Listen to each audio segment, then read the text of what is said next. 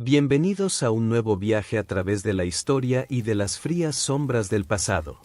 Esta noche cruzaremos los oscuros y silenciosos bosques de los Cárpatos para acercarnos a la vida de un hombre cuya verdadera existencia fue lentamente devorada por la ficción.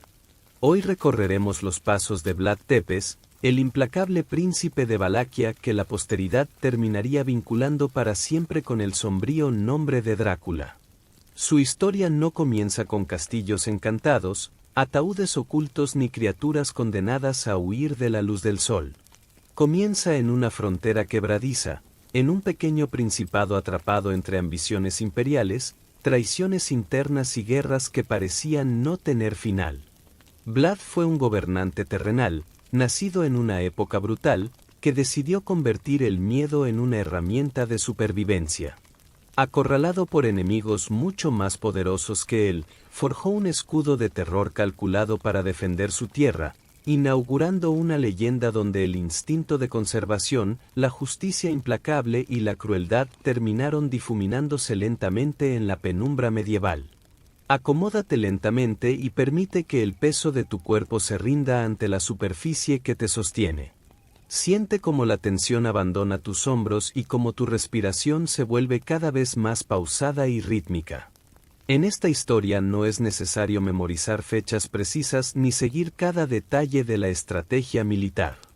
Deja que el relato fluya a tu alrededor como una suave brisa en la oscuridad de la noche. Si el sueño te envuelve antes de que lleguemos a nuestro destino, acéptalo con total tranquilidad. Este espacio ha sido creado para tu paz mental, para tu descanso profundo y para que las voces lejanas del pasado te acompañen sin exigir nada de ti. Antes de adentrarnos en los laberintos de la historia, te invito a suscribirte a Travesía Nocturna.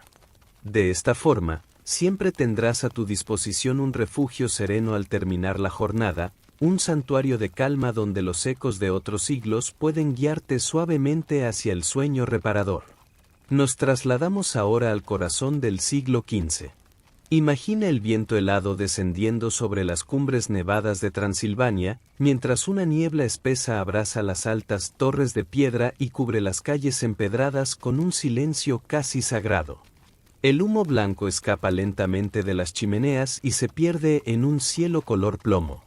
En el interior de una residencia cálida, apenas iluminada por el crepitar de gruesos leños, un joven príncipe respira el aire tenso del exilio. Su destino no será habitar en la oscuridad como un ser de fantasía. Su destino será gobernar bajo la dura luz de un mundo en constante amenaza. Y antes de que su nombre quedara unido para siempre al vampiro más famoso de la literatura, antes de que la ficción lo cubriera con una capa negra y una mirada inmortal, aquel niño pertenecía a una estirpe marcada por un símbolo antiguo, poderoso y solemne. El dragón. Deja que el sonido de la noche nos lleve hacia sus primeros días, para descubrir cómo se forjó el carácter de Vlad Tepes, antes de convertirse en príncipe de Valaquia, antes de ser temido como el Empalador, y antes de que el mundo recordara su nombre como el eterno Hijo del Dragón. Para comprender el destino de Vlad Tepes, primero debemos contemplar la tierra que lo vio nacer a la historia. No basta con imaginar a un príncipe solitario en un castillo oscuro, ni a un guerrero rodeado por bosques cubiertos de niebla.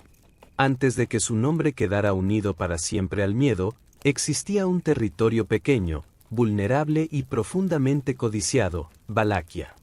Nos encontramos en el siglo XV, en una región situada entre montañas, ríos y fronteras inciertas. Al norte y al oeste se extendían los dominios vinculados al reino de Hungría, una potencia cristiana que observaba con atención cada movimiento en el este de Europa. Al sur, más allá de las aguas anchas y oscuras del río Danubio, avanzaba con fuerza el Imperio Otomano, una maquinaria política y militar que ya comenzaba a proyectar su sombra sobre los Balcanes y sobre las puertas mismas del continente europeo. Entre esos dos mundos se encontraba Valaquia.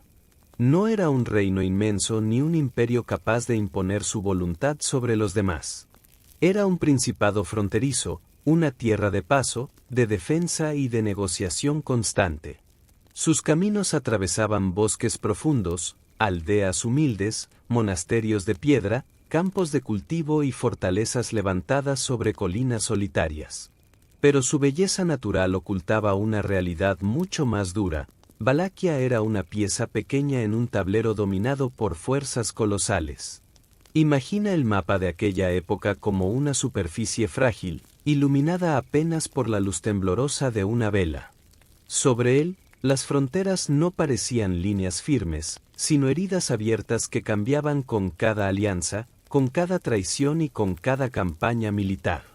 Un príncipe podía conservar el trono solo mientras demostrara utilidad para sus aliados, fuerza frente a sus enemigos y capacidad para sobrevivir a las intrigas de su propia nobleza. La paz, en ese lugar, rara vez era una verdadera paz. Era más bien una pausa tensa entre dos amenazas. Un silencio breve antes del siguiente mensajero, antes del siguiente tributo exigido, antes de la siguiente conspiración susurrada en los salones de piedra. Los gobernantes de Valaquia debían mirar siempre en dos direcciones, hacia el norte, donde Hungría podía ofrecer protección, pero también imponer condiciones, y hacia el sur, donde el poder otomano exigía obediencia, tributos y jóvenes destinados a servir lejos de su tierra natal. Esta posición convirtió a Valaquia en una frontera viva. No solo separaba territorios. Separaba religiones, ambiciones imperiales, rutas comerciales y formas distintas de entender el poder. Cada decisión política podía salvar al principado durante unos años o hundirlo en una nueva guerra. Cada alianza podía ser necesaria por la mañana y peligrosa al caer la noche. En medio de ese equilibrio inestable, el trono valaco era uno de los asientos más peligrosos de Europa Oriental. Quien se sentaba en él no heredaba tranquilidad, sino una carga inmensa. Heredaba deudas, enemigos, familias nobles divididas, presión extranjera y la obligación de mantener unido un territorio acostumbrado a la incertidumbre. Gobernar Valaquia exigía más que linaje. Exigía cálculo, paciencia, dureza y una resistencia casi inhumana ante el miedo. Por eso, la historia de Vlad Tepes no puede entenderse como la vida aislada de un hombre cruel.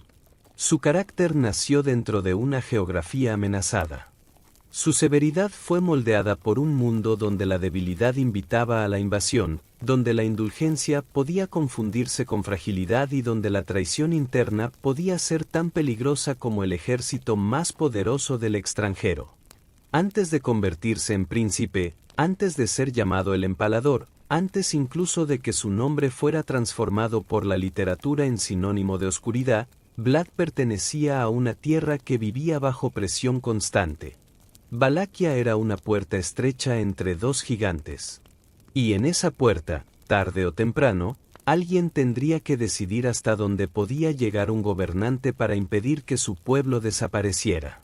En ese mundo de bosques fríos, ríos estratégicos y salones donde la lealtad podía cambiar con un simple susurro, comenzó a formarse el escenario de nuestra historia.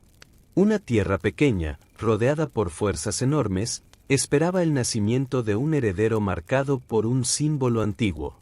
Un símbolo que no hablaba todavía de vampiros ni de criaturas nocturnas, sino de vigilancia, de poder y de una promesa de defensa. El dragón aún dormía en los emblemas de su linaje.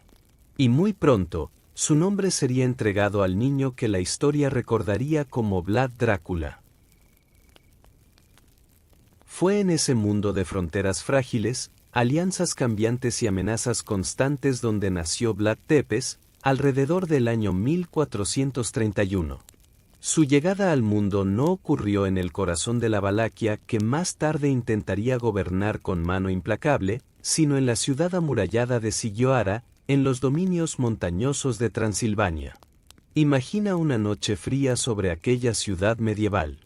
Las calles empedradas descansan bajo una fina capa de nieve, mientras las torres de piedra se alzan en silencio contra un cielo gris y pesado.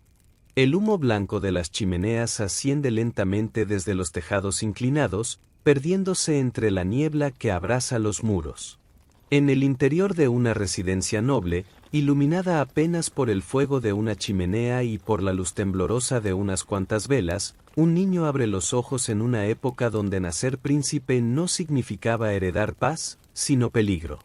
Aquel niño pertenecía a una familia marcada por la ambición, el exilio y la lucha por el poder. Su padre, Vlad II, era un noble valaco que reclamaba para sí el trono de su tierra natal, pero que debía moverse con extrema cautela entre los intereses de Hungría, las presiones otomanas y las conspiraciones de los propios nobles de Valaquia. No era un padre que pudiera ofrecer a sus hijos una infancia tranquila. Era un hombre obligado a convertir cada gesto en estrategia y cada alianza en una apuesta de supervivencia. Desde sus primeros años, Vlad respiró ese aire tenso. La política no era una palabra lejana reservada para los adultos. Estaba presente en los silencios de las habitaciones, en las visitas inesperadas, en los mensajeros que llegaban cubiertos de nieve y en las conversaciones que se apagaban cuando los niños se acercaban demasiado. La infancia de un príncipe en aquella frontera no estaba hecha de juegos inocentes, sino de observación, disciplina y aprendizaje prematuro del peligro. Pero el elemento que marcaría para siempre su identidad no nació únicamente de la sangre ni de la geografía. Nació de un símbolo. Poco antes de que Vlad llegara al mundo, su padre había sido aceptado en una prestigiosa orden caballeresca vinculada al poder húngaro, la Orden del Dragón.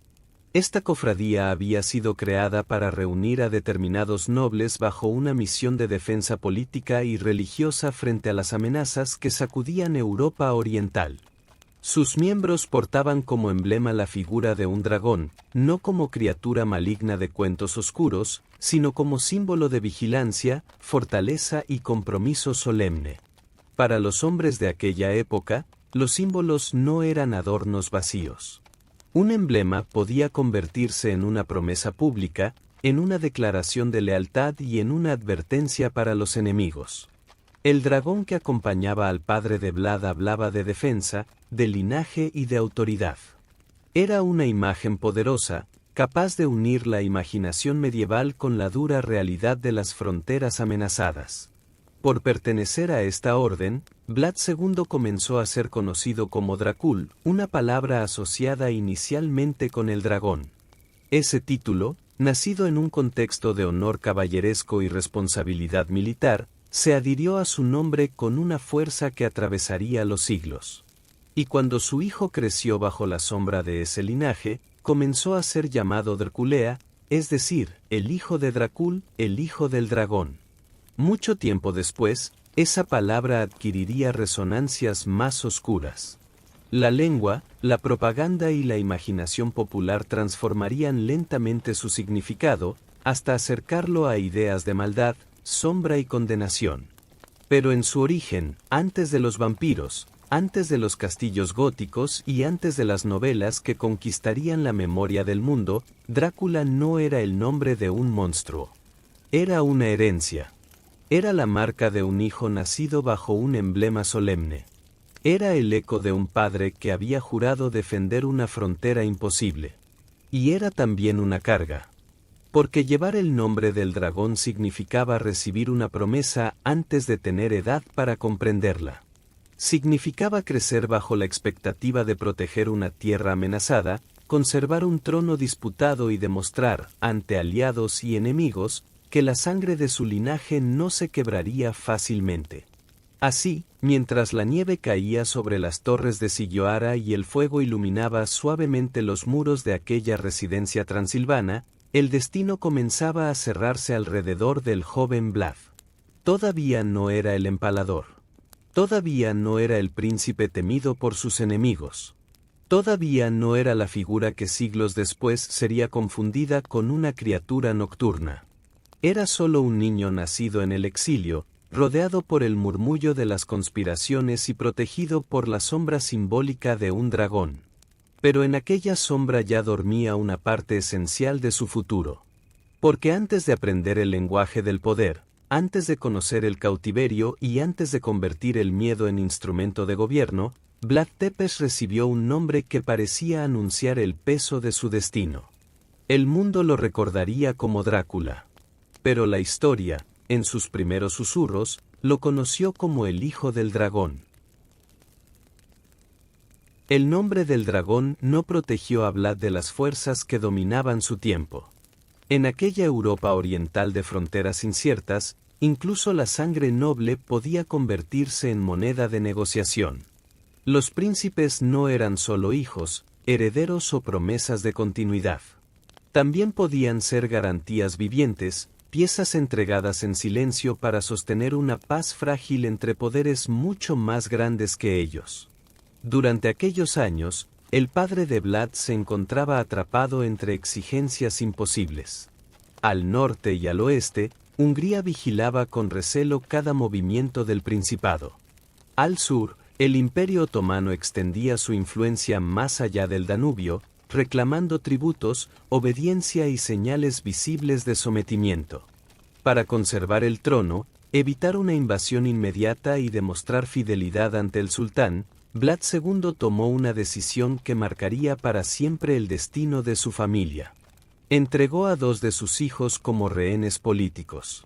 Vlad y su hermano menor, Radu, fueron enviados lejos de su tierra natal, hacia la corte otomana. No viajaban como invitados libres ni como simples aprendices de una cultura extranjera. Eran hijos de un gobernante fronterizo puestos bajo vigilancia, símbolos vivos de una promesa. Mientras ellos permanecieran en manos del sultán, su padre tendría razones para obedecer. Imagina el lento viaje de aquellos 2 jóvenes príncipes. Atrás quedaban los bosques fríos de Transilvania, las montañas cubiertas de niebla, las iglesias de piedra y las residencias donde aún resonaban los ecos de su linaje. El camino los llevaba hacia un mundo distinto, más cálido, más amplio, más refinado y también más intimidante. Cruzaron llanuras abiertas, caminos vigilados y ciudades donde las lenguas, los aromas y los rostros ya no pertenecían al paisaje de su infancia. Para 2 niños nacidos en la tensión de una frontera cristiana, la corte otomana debió parecer un universo inmenso y cuidadosamente ordenado. Allí todo obedecía a una jerarquía precisa. Los pasillos, los patios, las salas de recepción, los guardias, los sirvientes y los consejeros formaban parte de una maquinaria política refinada, silenciosa y poderosa. No era una prisión vulgar de piedra húmeda y cadenas visibles. Era algo más complejo, una jaula adornada con lujo, educación y vigilancia permanente. En ese lugar, los hermanos comenzaron a separarse interiormente. Radu, el menor, encontró en la corte otomana un espacio al que podía adaptarse. Su temperamento parecía más flexible, más dispuesto a aceptar las normas del mundo que lo rodeaba. Aprendió sus costumbres, observó sus ceremonias, asimiló su idioma y comenzó a moverse con naturalidad entre los ritmos de aquella vida imperial. Con el paso del tiempo, su presencia dejó de parecer la de un rehén incómodo y empezó a convertirse en la de un joven noble integrado al ambiente que lo retenía. Vlad, en cambio, absorbió aquel mundo de una manera muy distinta. No se entregó a la corte. La estudió. Bajo una apariencia contenida, su mente comenzó a observarlo todo con atención implacable. Observaba el modo en que los funcionarios hablaban ante el poder. Observaba cómo una orden viajaba desde los labios del sultán hasta los confines del ejército. Observaba los gestos mínimos de obediencia, las formas de castigo, los rituales de autoridad y la manera en que un imperio convertía la disciplina en costumbre. No era todavía el gobernante que el mundo temería. Pero en esos años empezó a comprender una verdad severa: el poder no se sostenía únicamente con espadas. También se sostenía con símbolos, con ceremonias, con miedo administrado y con la certeza de que toda desobediencia tendría una consecuencia visible. La diferencia entre los hermanos se volvió cada vez más profunda. Radu aprendía a sobrevivir por medio de la adaptación. Vlad aprendía a sobrevivir por medio de la resistencia interior. Uno parecía suavizarse bajo el peso de la corte extranjera. El otro endurecía su silencio hasta convertirlo en una armadura. Y mientras los años pasaban lentamente, aquellos 2 niños enviados como garantía política dejaban de ser simples rehenes. Se estaban transformando en 2 futuros rivales. Radu encontraría en el mundo otomano una segunda patria, una red de protección y una forma distinta de poder. Vlad, por el contrario, guardaría cada lección como una brasa oculta bajo la ceniza, esperando el día en que pudiera volver a Valaquia. Aún no sabía cuándo regresaría. No sabía qué quedaría de su familia cuando lo hiciera. Pero en la quietud vigilada de aquella corte extranjera, el hijo del dragón comenzó a formar una mente paciente, desconfiada y fría. Había sido entregado como garantía de obediencia. Sin embargo, el cautiverio no lo estaba quebrando. Lo estaba preparando. El cautiverio de Vlad no fue una simple pausa en su vida. Fue una escuela silenciosa, prolongada y severa. Mientras otros jóvenes de sangre noble habrían visto en aquella situación únicamente una humillación, él comenzó a convertir su encierro en una forma de aprendizaje. No tenía libertad para decidir su destino, pero sí podía observar. Y en la corte otomana, cada gesto, cada ceremonia y cada castigo revelaban algo sobre la manera en que los grandes imperios conservaban el poder. La corte del sultán era mucho más que un palacio. Era el centro vivo de una maquinaria inmensa. Desde allí se administraban provincias lejanas, se organizaban campañas militares, se decidían tributos, se premiaban lealtades y se aplastaban rebeliones. Todo parecía avanzar con una disciplina casi ritual. Los soldados obedecían, los funcionarios escribían, los mensajeros partían, los consejeros hablaban en voz baja y el poder del sultán se extendía como una sombra ordenada sobre territorios que parecían no tener fin. Vlad aprendió a mirar esa maquinaria sin apartar los ojos. Aprendió el idioma de sus captores, no solo para sobrevivir en la superficie de la corte, sino para comprender lo que se decía cuando otros creían que él no escuchaba. Aprendió los ritmos de la administración, la importancia de la logística, el valor de los caminos, de los suministros, de los campamentos y de la obediencia militar. Entendió que un ejército no era únicamente una multitud armada, sino una estructura sostenida por disciplina, miedo, fe, ambición y costumbre. También observó algo más profundo: el poder necesitaba ser visto. En aquel mundo, las órdenes no bastaban si no estaban acompañadas por señales visibles de autoridad. Una sentencia pública, una ceremonia solemne, una exhibición de fuerza o un castigo ejemplar podían hablar con más claridad que cualquier discurso. Los imperios no gobernaban solo los cuerpos de sus súbditos, también gobernaban su imaginación. Debían instalar en la mente de aliados y enemigos una certeza sencilla: resistirse tenía consecuencias.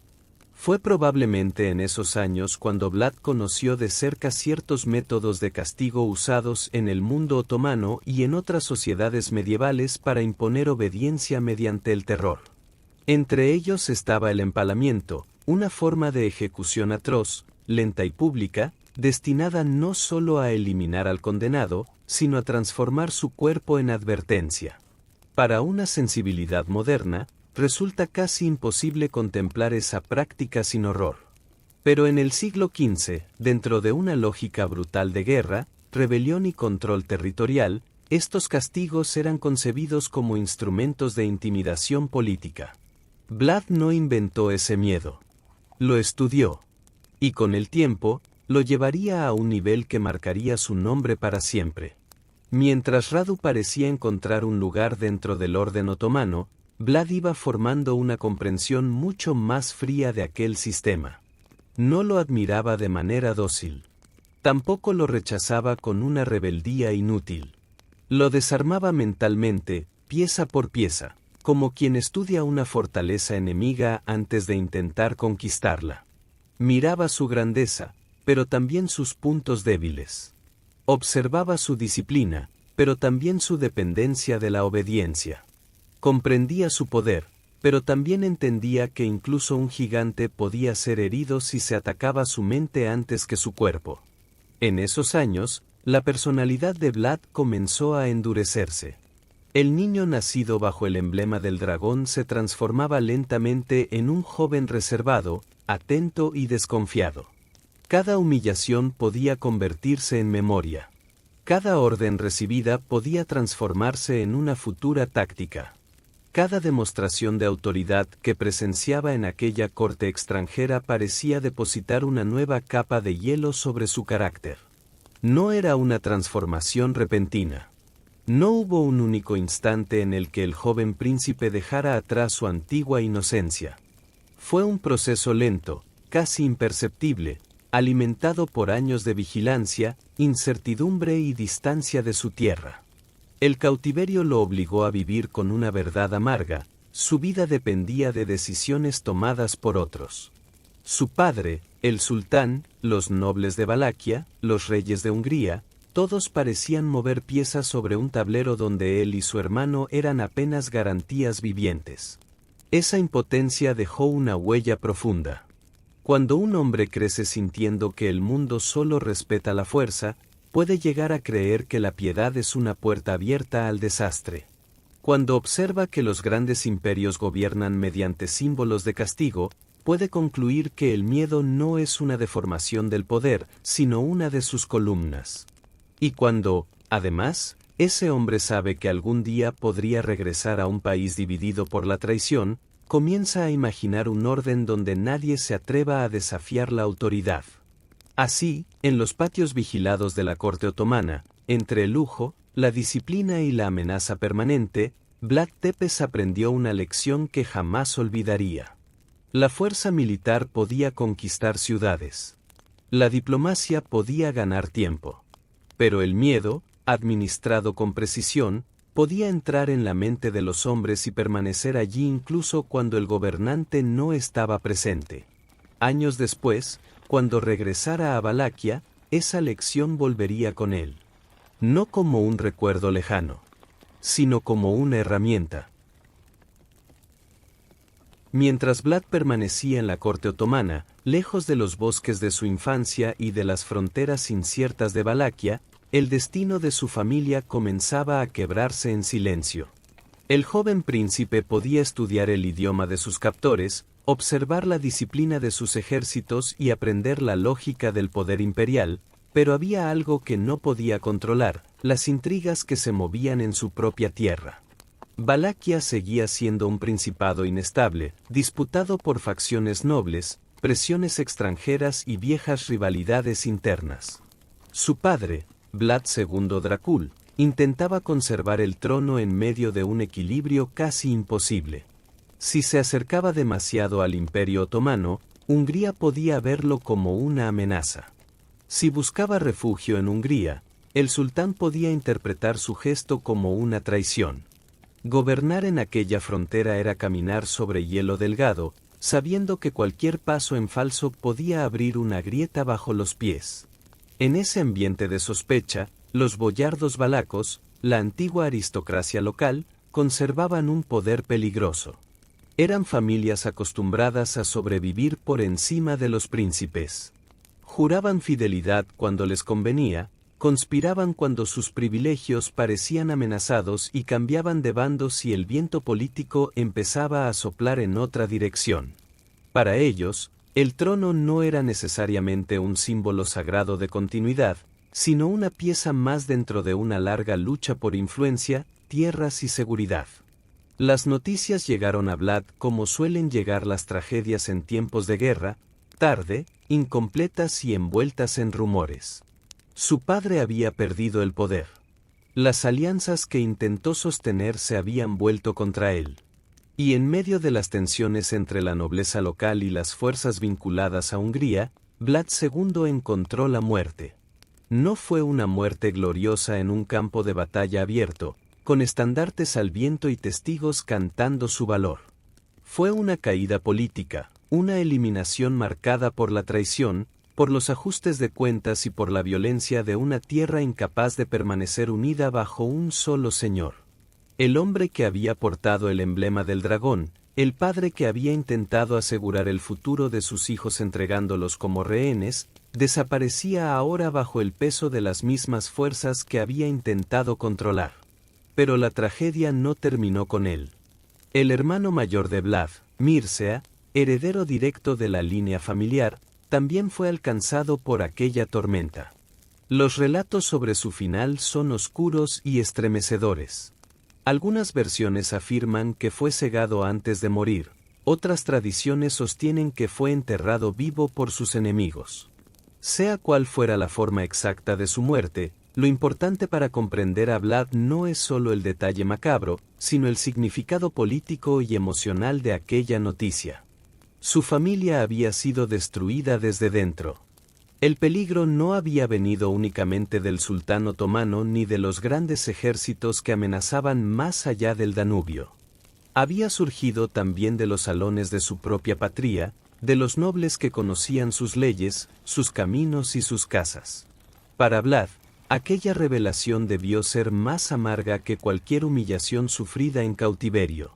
El enemigo exterior podía ser temible, pero al menos era visible. La traición interna, en cambio, podía sentarse a la mesa, sonreír bajo la luz de las velas y esperar durante años el momento exacto para clavar el puñal. En el silencio vigilado de la corte otomana, Vlad recibió esas noticias sin poder regresar, sin poder intervenir y sin poder vengar a los suyos. Esa impotencia fue quizá una de las heridas más profundas de su juventud. Había aprendido que los imperios dominaban mediante disciplina y miedo. Ahora aprendía que una nación también podía desangrarse por la deslealtad de sus propias élites. A partir de ese momento, su visión del poder cambió para siempre.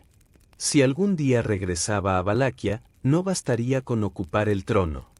No bastaría con portar un apellido noble ni con reclamar una herencia legítima. Tendría que quebrar la estructura misma que había permitido la caída de su padre. Tendría que someter a los boyardos, controlar las conspiraciones y construir un orden donde la traición no encontrara espacio para respirar. La muerte de Vlad Dracul y de Mircea no convirtió de inmediato al joven príncipe en el hombre que el mundo temería. Pero sí colocó una piedra definitiva dentro de su carácter.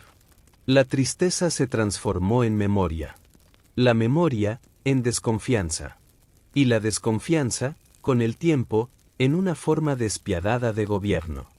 Desde aquel momento, Vlad Tepes dejó de ser solamente un rehén que esperaba el cambio de los vientos políticos.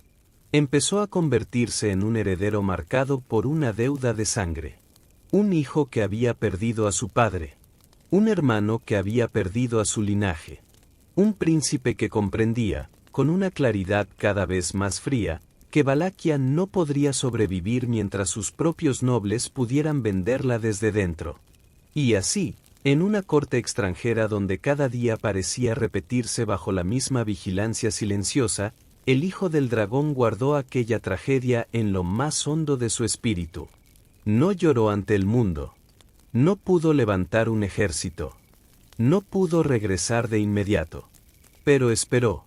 Y en esa espera comenzó a formarse una promesa oscura: algún día volvería a Valaquia, no solo para reclamar un trono, sino para juzgar a todos aquellos que habían convertido su patria en una tierra de traiciones.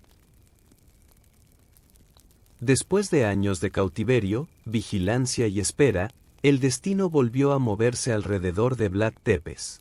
La muerte de su padre y de su hermano mayor había dejado una herida abierta en su linaje, pero también había transformado su reclamo al trono en una causa personal. Ya no era solo el hijo de Vlad Dracul.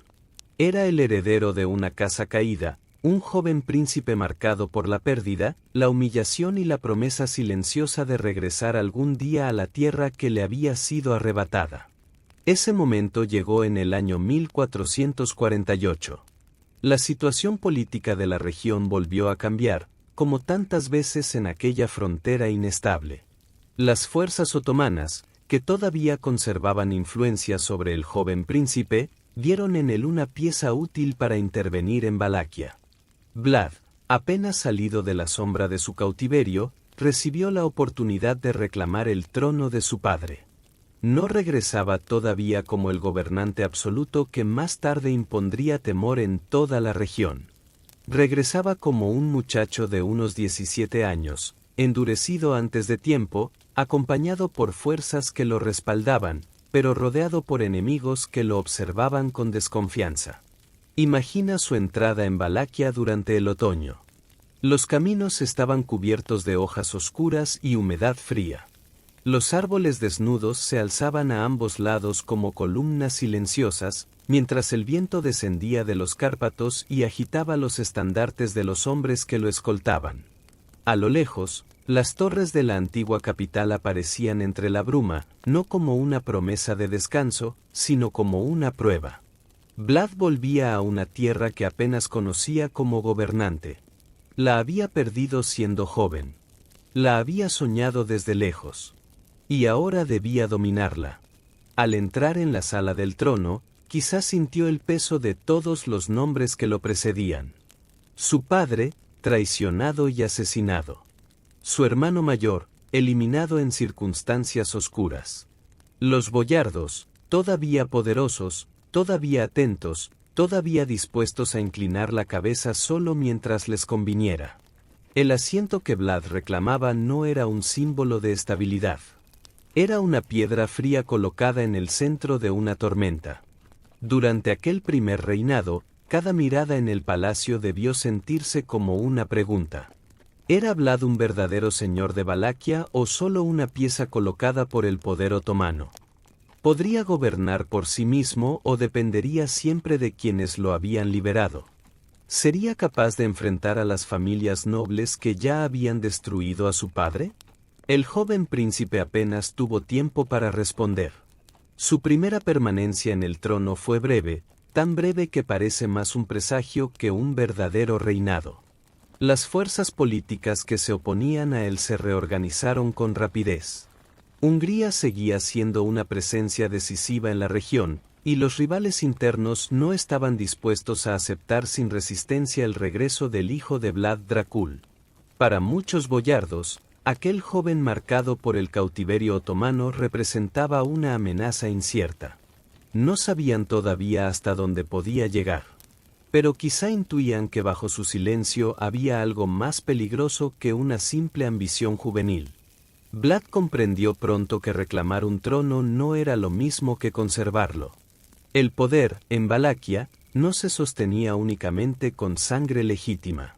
Hacían falta soldados, alianzas, dinero, reconocimiento externo y una nobleza lo bastante sometida como para no vender al príncipe en cuanto cambiara el viento.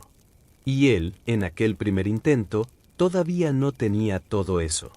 Tenía el nombre, la herida y la voluntad. Pero no tenía aún la estructura necesaria para imponerse de manera definitiva. Poco tiempo después de haber ascendido, fue obligado a abandonar el trono. La caída debió ser amarga, pero también instructiva. Para otro joven, aquel fracaso habría significado el final de toda esperanza. Para Vlad, fue una lección más.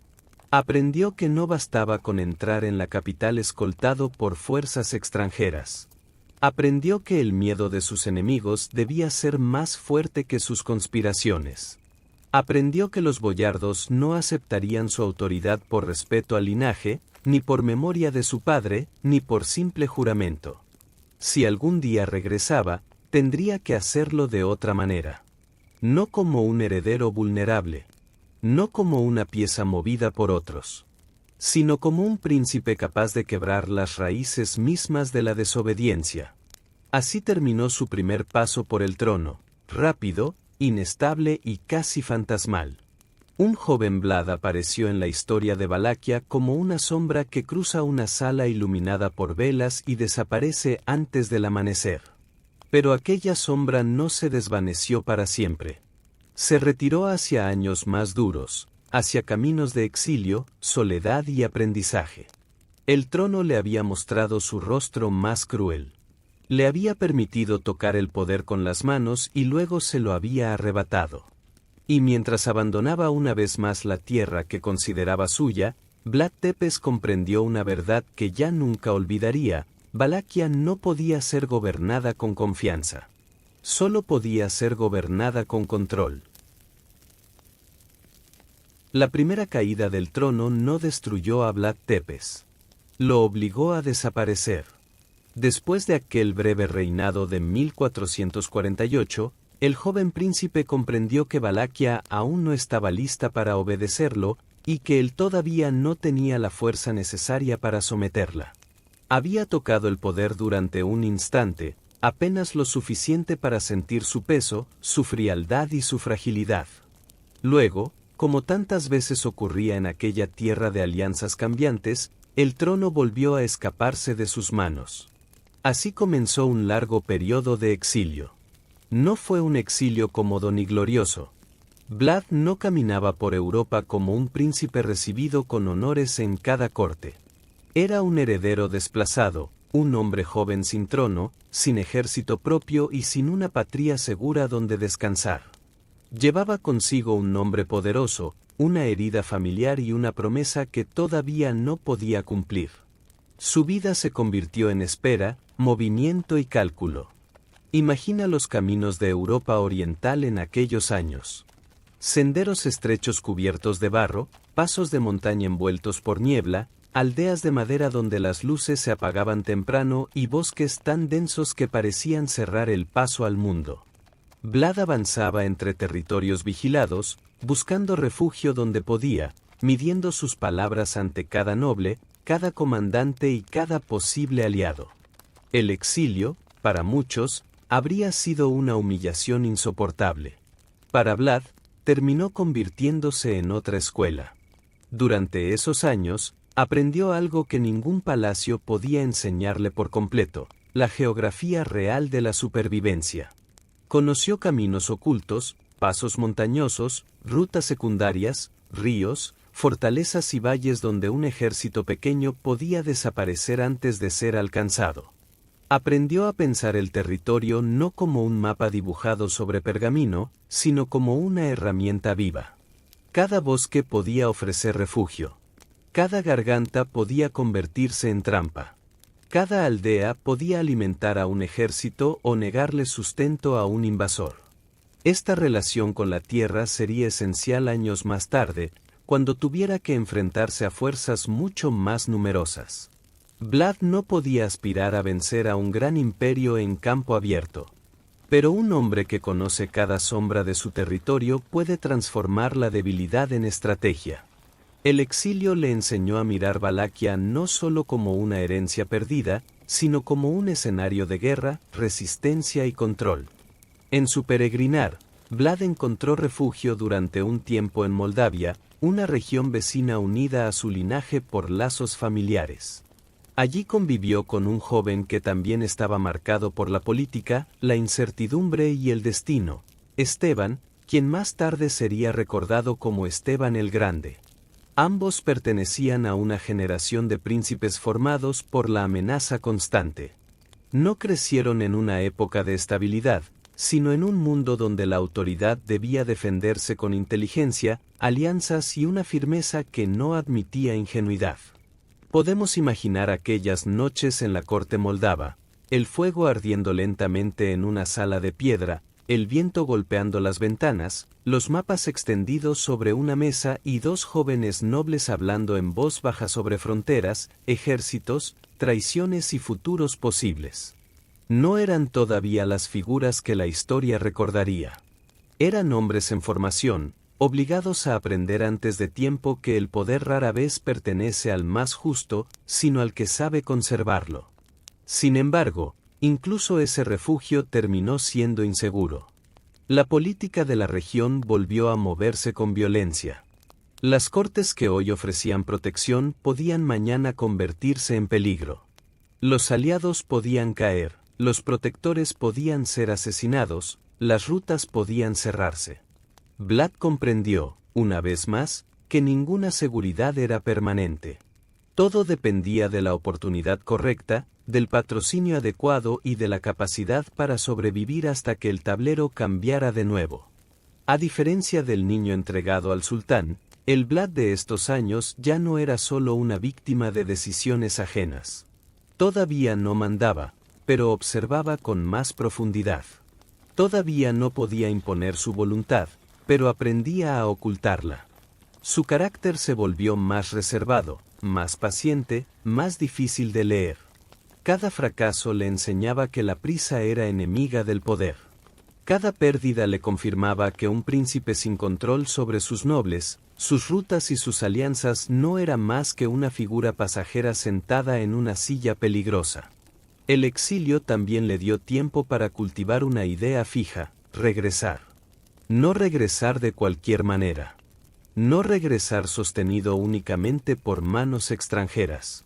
No regresar para ocupar el trono durante unas semanas y volver a perderlo. La próxima vez tendría que entrar en Valaquia con un plan más profundo. Tendría que identificar a sus enemigos internos, medir la fuerza de sus rivales externos y construir una autoridad que no dependiera de la buena voluntad de los boyardos. Aquella nobleza que había sobrevivido a demasiados príncipes no podía seguir siendo el verdadero poder detrás del trono. Durante esos años de caminos fríos y salas ajenas, Vlad Tepes dejó de ser solo un heredero impaciente. Se convirtió en un príncipe en espera. Un hombre que había aprendido del cautiverio, de la traición y del fracaso. Un hombre que entendía que el poder no se reclama una vez, sino que se prepara lentamente, como una hoja que se afila en silencio antes de volver a tocar la luz. Y mientras los inviernos pasaban sobre los Cárpatos, mientras las cortes cambiaban de lealtad y los mensajeros cruzaban la noche con noticias inciertas, Vlad siguió aguardando. El hijo del dragón había perdido su primer trono. Pero aún no había mostrado sus colmillos a la historia. Después de años de exilio, Vlad Tepes comprendió que ningún príncipe recuperaba un trono únicamente con paciencia. La espera podía mantener viva una esperanza, pero no bastaba para convertirla en poder. Para volver a Valaquia necesitaba algo más que memoria, linaje y deseo de venganza. Necesitaba soldados, legitimidad y el respaldo de una fuerza capaz de inclinar nuevamente el equilibrio de aquella frontera. Y esa fuerza, en aquel momento, se encontraba en Hungría. La decisión era incómoda, casi amarga. Hungría había sido una presencia constante en los destinos de Valaquia, a veces como protectora, a veces como juez, a veces como amenaza. Sus intereses no siempre coincidían con los de los príncipes valacos, y las maniobras políticas vinculadas a sus comandantes habían pesado sobre la caída de Vlad Dracul, el padre de Vlad. Para un hijo marcado por la tragedia familiar, buscar refugio en aquella esfera de poder podía parecer una traición a la memoria de los suyos. Pero Vlad ya no era un niño. Había aprendido que la política no se movía por pureza emocional. Se movía por necesidad. Así, cuando las rutas del exilio volvieron a cerrarse a su alrededor, Vlad dirigió sus pasos hacia Transilvania y hacia la órbita del poderoso comandante húngaro Juan Hunyadi. Este hombre era una de las figuras militares más importantes de Europa Oriental. Había dedicado buena parte de su vida a contener el avance otomano y era reconocido por su experiencia, su dureza y su capacidad para organizar la defensa de las fronteras cristianas. Imagina el encuentro entre ambos en una sala de piedra, iluminada por antorchas que proyectan sombras largas sobre los muros. Afuera, el viento frío golpea los altos ventanales. Dentro, dos hombres se observan con cautela. Uno es un veterano de guerra, acostumbrado a medir el valor de cada aliado por su utilidad en el campo de batalla. El otro es un príncipe sin trono, joven todavía, pero formado por el cautiverio, el exilio y la pérdida. Vlad no podía presentarse ante Hunyadi como un suplicante cualquiera. Tampoco podía permitirse dejar que el dolor familiar dominara la conversación. Si quería recuperar Valaquia, debía demostrar que no era solo un heredero desplazado, sino una pieza estratégica. Y tenía algo muy valioso que ofrecer. Conocía de cerca el mundo otomano. Había vivido en su corte. Había escuchado su idioma. Había observado su disciplina militar, sus jerarquías, sus costumbres y sus formas de ejercer autoridad. Comprendía mejor que muchos nobles de la región cómo pensaba el enemigo que amenazaba desde el sur. Sabía que el Imperio Otomano no era una masa desordenada de soldados, sino una maquinaria compleja, capaz de avanzar con paciencia, logística y presión constante. Para Hunyadi, ese conocimiento era útil. En una frontera donde cada fortaleza podía convertirse en el último muro antes de una invasión, tener cerca a un hombre que conocía los métodos del adversario era una ventaja. Vlad podía ser peligroso, sí, pero también podía ser necesario. Y en aquellos años, la necesidad tenía más peso que los resentimientos antiguos. Así comenzó a formarse una alianza pragmática. No fue una amistad sencilla ni una reconciliación sentimental. Fue un acuerdo nacido del cálculo. Hunyadi necesitaba hombres capaces de contener la presión otomana en la frontera. Vlad necesitaba respaldo para recuperar el principado que consideraba suyo. Ambos entendían que sus intereses podían cruzarse, al menos durante un tiempo, sobre el mismo camino. En ese ambiente, Vlad continuó su formación política y militar. Ya no era el rehén que observaba desde dentro la corte otomana. Ya no era solo el exiliado que recorría caminos ajenos esperando una oportunidad. Ahora comenzaba a integrarse en las defensas de frontera, a moverse entre comandantes, tropas y fortalezas donde la guerra contra el sur era una preocupación diaria. Cada experiencia añadía una nueva capa a su carácter. Del mundo otomano había aprendido el peso del miedo, la disciplina y el castigo ejemplar. Del exilio había aprendido paciencia, geografía y desconfianza. De Hungría aprendía ahora el valor de la legitimidad externa, de las alianzas militares y de la oportunidad política.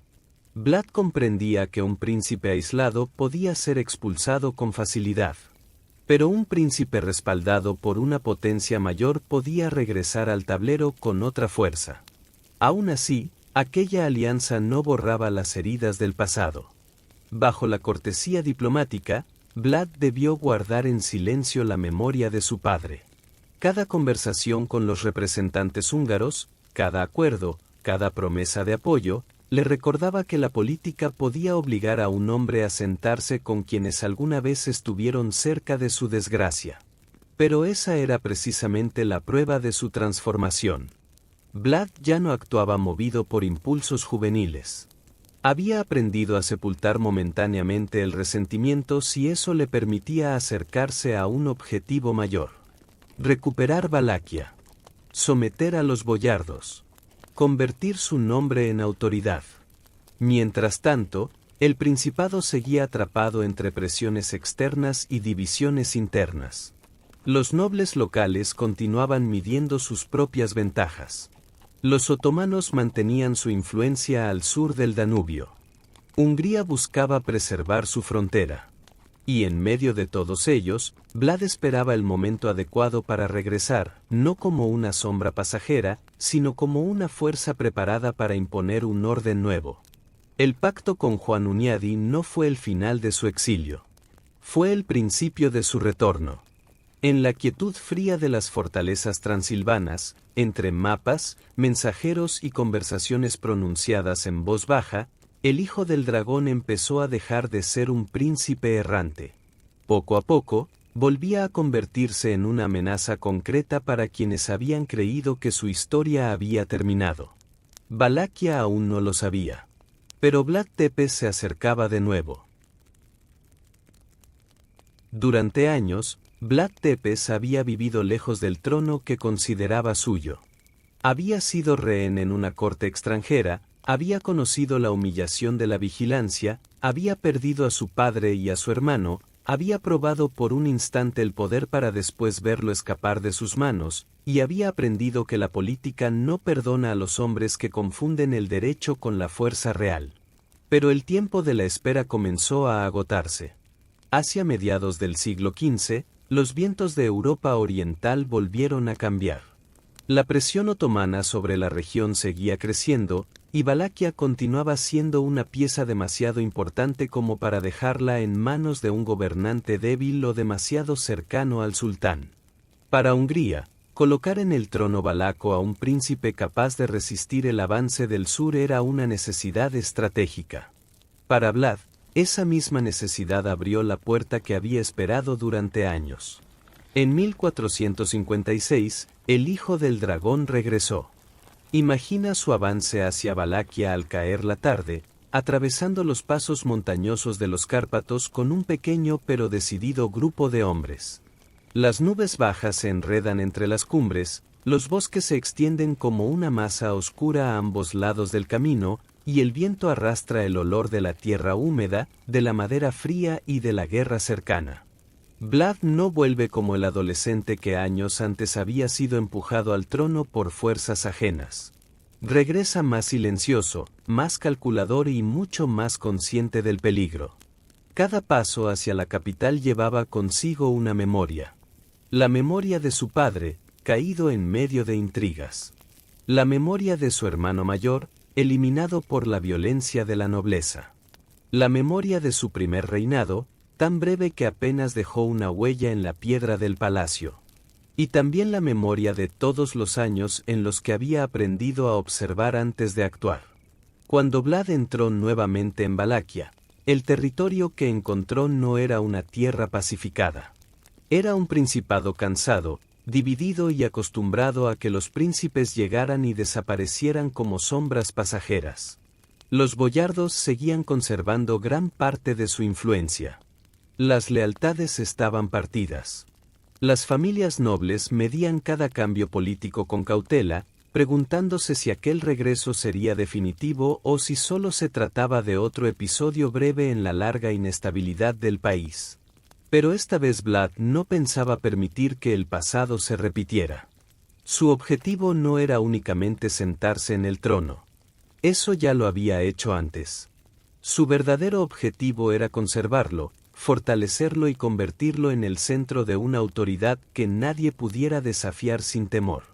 Para lograrlo, debía resolver dos amenazas al mismo tiempo. Una venía de fuera, el Imperio Otomano, siempre atento al momento oportuno para imponer tributos, vasallaje o intervención directa. La otra venía de dentro, los boyardos, esa aristocracia local que había aprendido a sobrevivir por encima de cualquier príncipe. Vlad entendía que una frontera solo podía defenderse si el interior permanecía bajo control. Un país dividido no podía resistir a un imperio. Un trono rodeado de conspiradores no podía dirigir una guerra. Un príncipe obligado a negociar cada orden con los mismos nobles que habían vendido a sus antecesores no era realmente un gobernante, sino un prisionero sentado sobre piedra.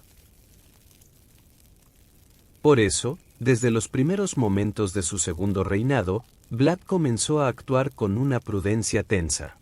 No desató de inmediato toda la severidad que más tarde marcaría su nombre.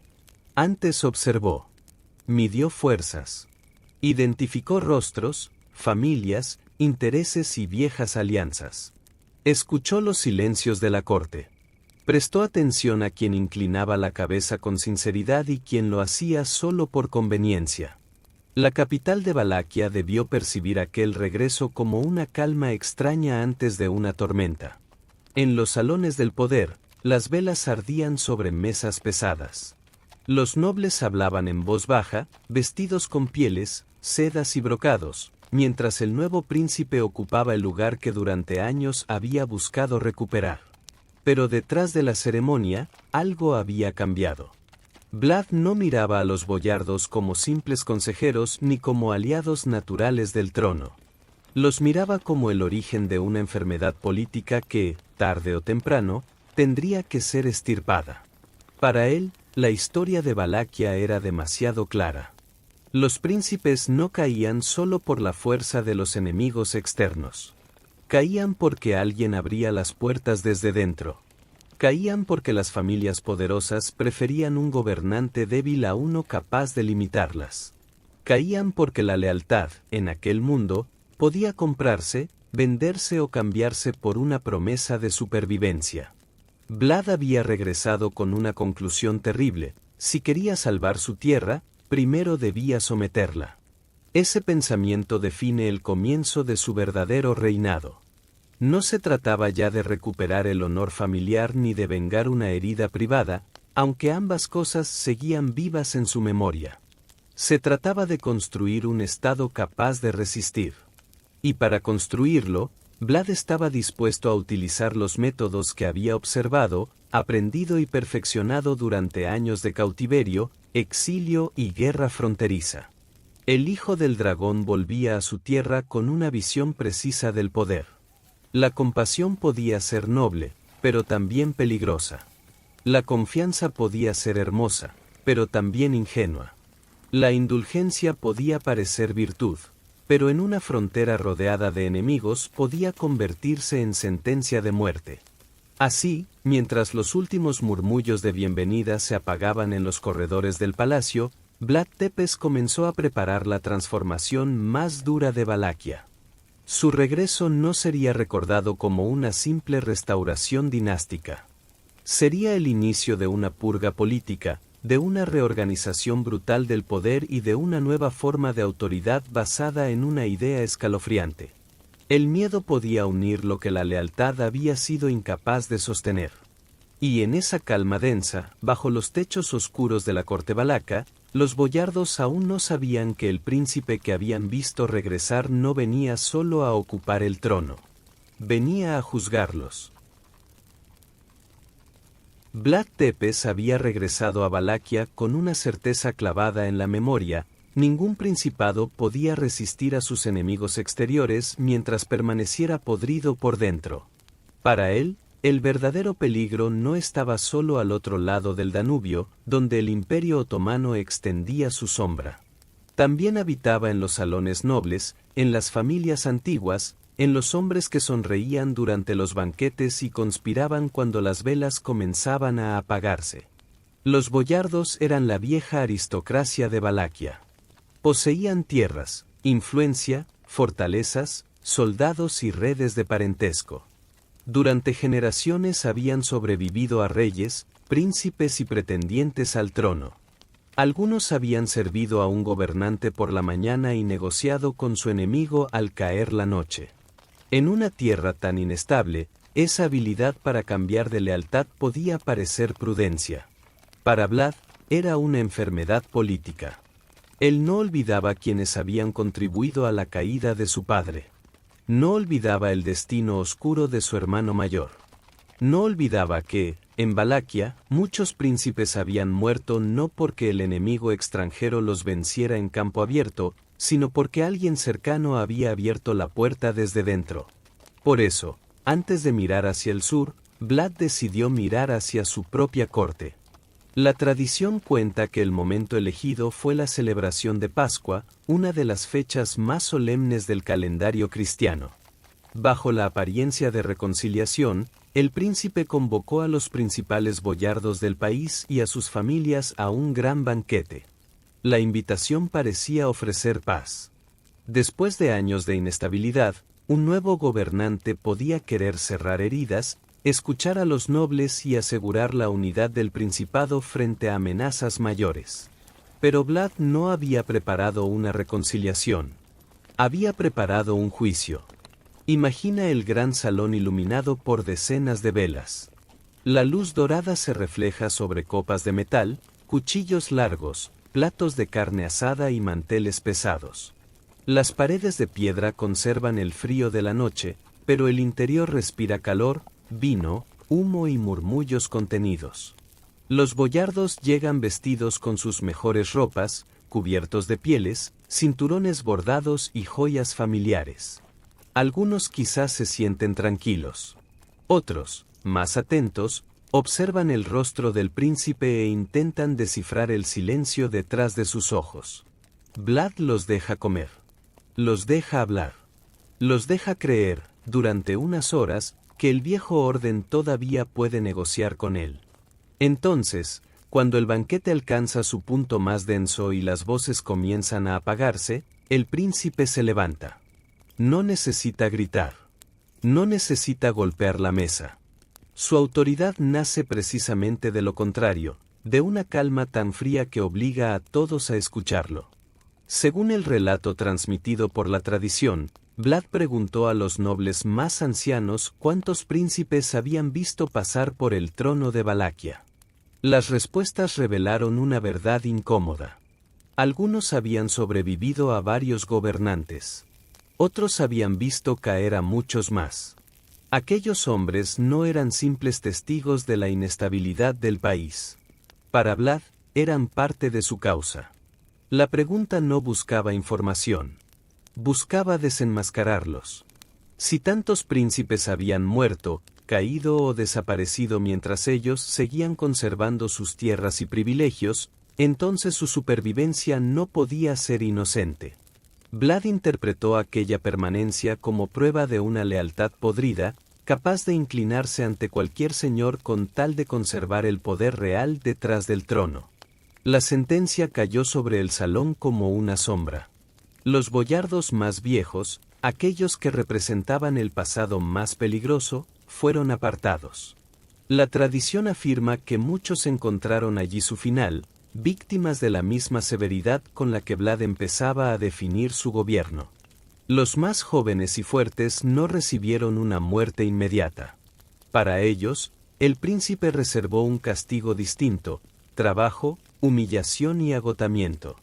Fueron despojados de su comodidad aristocrática y obligados a marchar hacia las montañas, siguiendo el curso del río Arges, hasta llegar a una altura escarpada donde se levantaría una fortaleza. Allí, quienes habían vivido rodeados de privilegios tendrían que cargar piedra, levantar muros y sentir sobre sus cuerpos el peso físico del nuevo orden. La escena posee una fuerza simbólica enorme. Vlad no solo castigaba a sus enemigos, los convertía en material de construcción. La nobleza que había debilitado a Valaquia sería usada, literalmente, para levantar una defensa sobre la tierra que había traicionado. Con aquel acto, real en su núcleo histórico aunque rodeado por detalles legendarios, Vlad envió un mensaje imposible de ignorar: el tiempo de los príncipes manipulados había terminado. Los boyardos ya no serían los dueños ocultos del principado. Nadie volvería a sobrevivir cómodamente a una sucesión interminable de gobernantes caídos. Desde ese momento, Valaquia empezó a cambiar. No hacia la paz, hacia el control. Y mientras las montañas esperaban a los nobles condenados, mientras el eco del banquete se apagaba en los corredores del palacio, Vlad Tepes dejó claro que su reinado no sería una repetición del pasado. El hijo del dragón había vuelto. Y esta vez, no permitiría que la traición se sentara a su mesa sin pagar el precio. Después del banquete de Pascua, el poder de los boyardos quedó herido de una forma irreversible. Vlad Tepes no se limitó a eliminar a una parte de la vieja aristocracia ni a infundir miedo en quienes habían conspirado durante años contra el trono. Su intención era más profunda: quería romper la estructura que había permitido a aquellas familias dominar Valaquia desde las sombras. Para lograrlo, necesitaba algo más que castigo. Necesitaba un símbolo. Ese símbolo se levantaría sobre las alturas del valle del río Arges, en una posición difícil, áspera y casi inaccesible. Allí, sobre una montaña escarpada, Vlad ordenó reforzar y reconstruir una fortaleza que dominaría el paisaje desde las alturas: Poenari. Imagina el camino hacia aquella montaña. Un sendero estrecho, cubierto de piedras sueltas, raíces húmedas y niebla baja. A un lado, el bosque se extiende como una masa oscura de troncos y hojas. Al otro, el valle desciende en silencio, cruzado por el brillo frío del río que serpentea entre las rocas. Sobre la cima, apenas visible entre la bruma, espera la estructura de piedra que algún día se convertirá en refugio, vigía y advertencia. Hacia ese lugar fueron enviados muchos de los nobles jóvenes que habían asistido al banquete. Hombres y mujeres acostumbrados a los salones cálidos, a las vestiduras pesadas, a los sirvientes, a las copas de vino y a las conversaciones políticas pronunciadas al amparo de las velas. Ahora, bajo la autoridad implacable del príncipe, esas mismas manos tendrían que cargar piedra, mezclar mortero y levantar muros. La tradición cuenta que marcharon desde la capital hacia las montañas con sus ropas nobles todavía sobre el cuerpo. Pero el viaje y el trabajo fueron deshaciendo lentamente todo rastro de privilegio. Las telas finas se rasgaron. Los bordados se ensuciaron de polvo. Las pieles se volvieron inútiles bajo el cansancio. Cada paso hacia Poenari era una forma de descenso simbólico, de la comodidad aristocrática a la obediencia física, de la intriga palaciega al peso real de la piedra. Vlad los obligaba a construir con sus propios cuerpos aquello que su deslealtad había hecho necesario. La escena encierra una lógica feroz. Durante generaciones, los boyardos habían debilitado el principado al convertir el trono en una pieza negociable. Habían sobrevivido a demasiados gobernantes, preservando sus tierras mientras Valaquia cambiaba de manos una y otra vez. Ahora, bajo el nuevo orden, ya no serían solamente castigados. Serían utilizados para levantar una defensa permanente sobre la tierra que habían puesto en peligro. Poenari no era solo una fortaleza. Era una declaración.